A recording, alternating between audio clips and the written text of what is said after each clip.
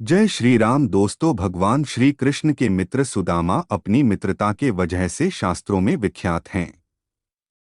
श्री कृष्ण के मन में अपनी अलग ही छवि बनाने वाले सुदामा को दुनिया मित्रता के रूप में याद करती है। लेकिन सुदामा का एक रूप ऐसा भी था जिसकी वजह से भगवान शिव को इनका वध करना पड़ा था। इस सत्य पर विश्वास करना मुश्किल तो है, लेकिन अगर हम इतिहास के पन्ने पलटे तो यह सच सामने आता है। परंतु आखिर क्यों भगवान शिव को सुदामा का वध करना पड़ा? स्वर्ग के गोलोक में सुदामा और विराजा निवास करती थी।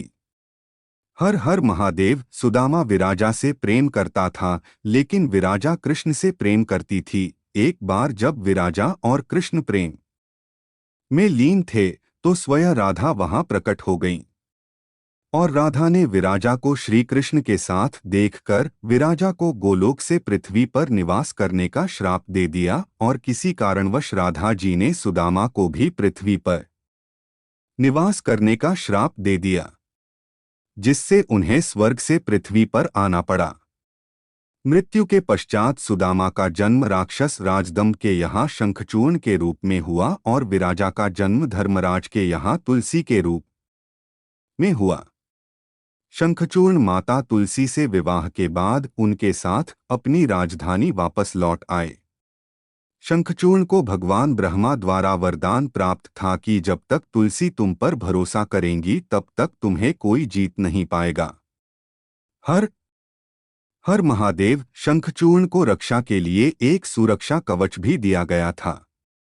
शंखचूर्ण धीरे धीरे कई युद्ध जीतते हुए तीनों लोकों के स्वामी बन गए। शंखचूर्ण के क्रूर अत्याचार से परेशान देवताओं ने भगवान ब्रह्मा से इसका समाधान मांगा। ब्रह्मा ने इस विषय पर भगवान विष्णु से सुझाव लिए जाने की बात पर देवतागण भगवान विष्णु के पास गए।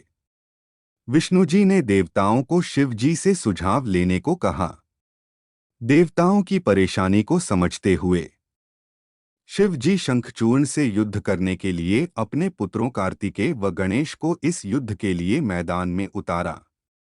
इसके बाद भद्रकाली ने भी अपनी विशाल सेना के साथ शंखचूर्ण से युद्ध किया, लेकिन शंखचूर्ण पर भगवान ब्रह्मा के वरदान के कारण वध कर पाना काफी मुश्किल हो गया था, और अंत में भगवान विष्णु युद्ध के दौरान शंखचूर्ण के सामने प्रकट हुए और उनसे उनका कवच मांगा, जो उन्हें ब्रह्मा जी ने दिया था।